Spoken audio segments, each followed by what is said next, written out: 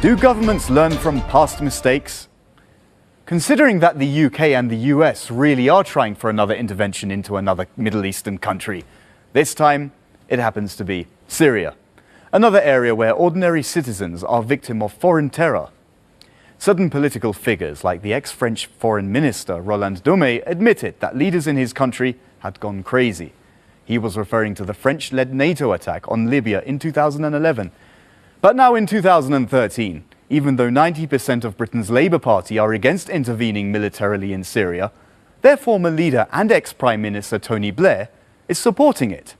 That's the same Prime Minister who told us all in March 2003 that Iraq had weapons of mass destruction, thereby justifying a Western military intervention, which resulted in 1 million Iraqi deaths in total so far.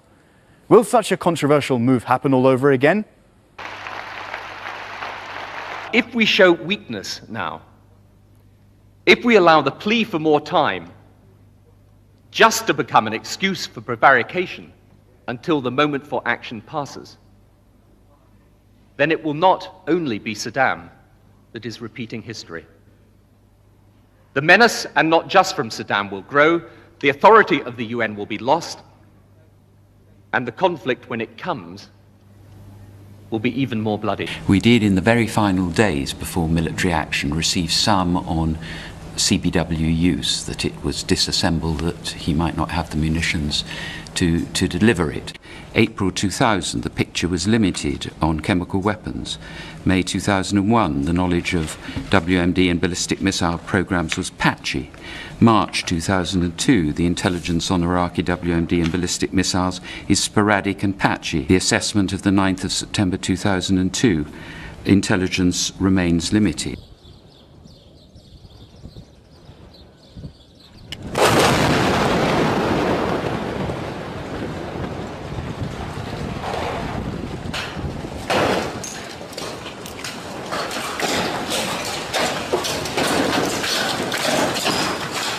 History is repeating itself, and the governments of Britain and the US are conspiring for a bogus pretense for intervening militarily in Syria with the same unfounded claims which led to the Iraq War.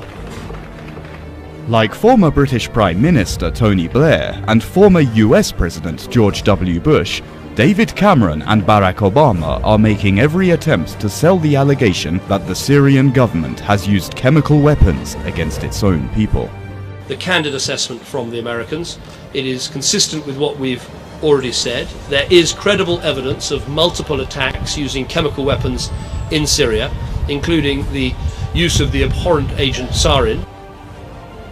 As for Iraq, where claims of existence of weapons of mass destruction emerged to be indefensible, scandalous lies, the British and US authorities are claiming that the Syrian army has used chemical weapons and thus crossed the so-called red line. And I can tell the House today that there is a growing body of limited but persuasive information showing that the regime has used and continues to use chemical weapons, including sarin. And the room for doubt about this continues to diminish. The scenarios being considered by both Britain and the US for invading Syria are very much similar to those used against Iraq to justify a war which killed almost 1 million people and displaced millions more. These include making every attempt to establish a no-fly zone over parts of Syria, which itself requires destruction of the targeted country's air force, surface-to-air missiles, and other infrastructure, and seeking to open a so-called humanitarian corridor inside Syria to help people affected by the war. Средства массовой информации, в частности, вот недавно в Wall Street Journal, были утечки о том, что всерьез обсуждается создание бесполетной зоны в Сирии путем размещения батарей противовоздушных комплексов Patriot и самолетов F-16 в Иордании. Не надо быть большим экспертом, чтобы понять, что это будет все равно нарушение международного права. Мы очень надеемся, что наши американские коллеги все-таки будут все свои практические действия выстраивать под реализацию совместной российско-американской инициативы по СОЗову конференции. Like the run-up to the Iraq War, Britain and allies employ media outlets to propagate meaningless terms such as non-lethal aid in a war setting. It's meaningless because so-called non-lethal aid directly assists in the business of killing innocent people. Having learned nothing from Iraq, the British and US media again regurgitate the facts as it is spoon-fed to them by their governments, no questions asked. This is wild that the role of the UN as a legal reference entity is wishfully being ignored as far as the usage of weapons of mass destruction is concerned. UN rights investigator Carla Del Ponte asserts that, according to the testimonies we have gathered, the Syrian rebels have used chemical weapons, making use of sarin gas. We believe that the scale of use is sanctioned and ordered by the Assad regime. We haven't seen any credible reporting of chemical weapons use by the Syrian opposition. The UN representative reiterates again that rebels have used chemical weapons, not the Syrian government.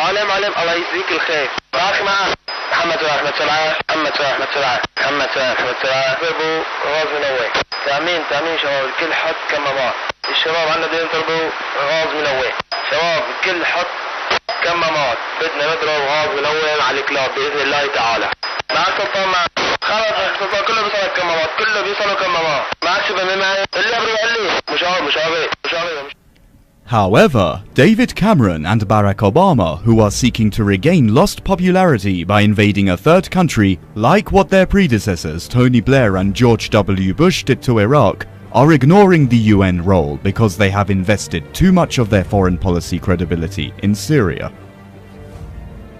Both Cameron and Obama have played as the backbone of terrorists in Syria.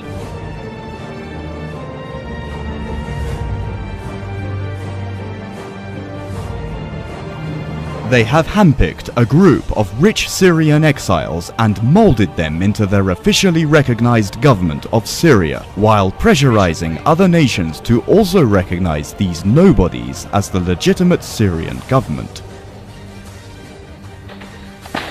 The British and US's Syria policy has turned an already fragile region into a smoldering tinderbox. We've now had over a decade of military intervention by the West in the Arab region. It's now spreading into North Africa. That this is an error. You were told by your own security services 10 years ago that the invasions of Afghanistan and Iraq would spread the influence of the terrorists, not diminish it. And that's been absolutely true. There was no al-Qaeda in Iraq a decade ago, but there is now. There was no al-Qaeda of the Arabian Peninsula, but there is now. There was no al-Qaeda in Mali, but there is now. Surely it's time to draw the lesson that Western military intervention cannot be a solution to the problems of the region. Having learned nothing from the catastrophes of Afghanistan, Iraq or Libya, it seems President Obama, the equally clueless UK Prime Minister Cameron, and his culturally challenged Foreign Secretary William Hague are cheerleading another bloodbath in a formerly peaceful, outward-looking Syria. The Deputy Syrian Foreign Minister talked about with the chemical weapons issue is essentially could be a false flag pretext used by NATO in coordination and collaboration with the rebels in order to potentially attack an area of Syria using chemical weapons and blame it on the Syrian army. We would not be surprised if this happened, and there has been lots of cooperation and coordination between NATO and rebels. We fear that there might be a conspiracy hatched by the US administration or powers in Western Europe to supply armed terrorist groups in Syria with such materials in order to accuse after that government of the Syrian Arab Republic in order to justify any aggression or any measure that could be taken locally or internationally in this regard.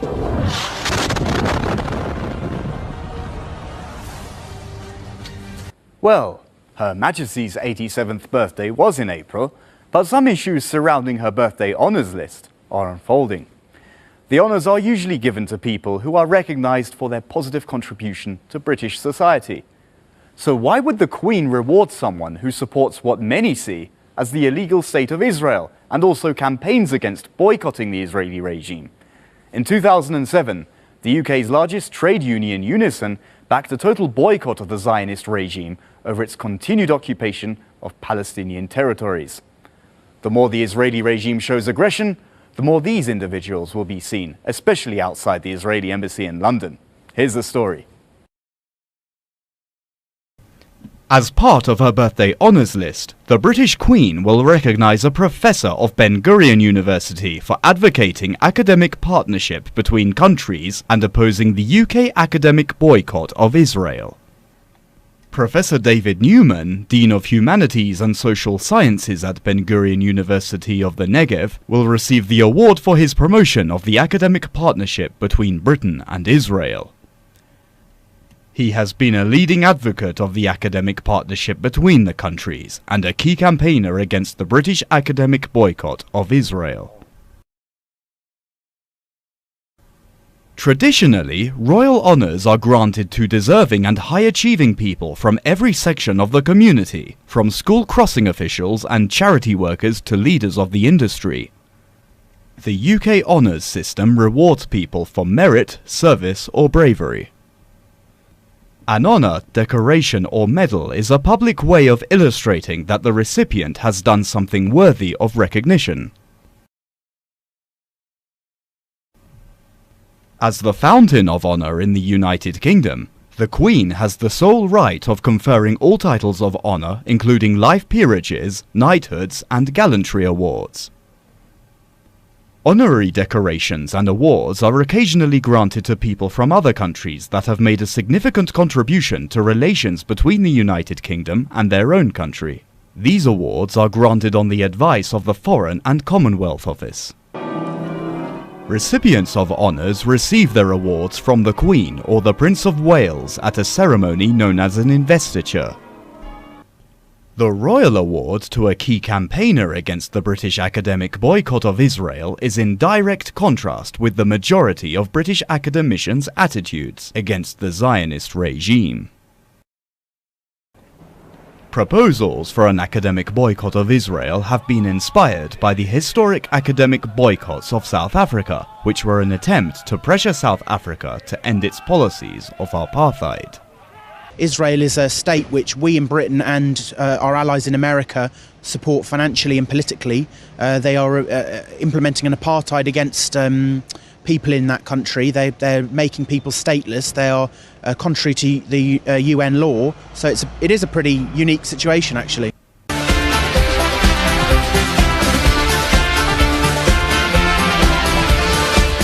come with his poacher's gun, out in the woods to shoot someone. My lord, your time has come, right between the eyes. Felled his master not by chance, away with pomp and circumstance. Come join our merry dance to the rhythm of goodbye. Farewell the jewel crown, farewell the velvet gown. Watch it all come tumbling down, goodbye to the crown.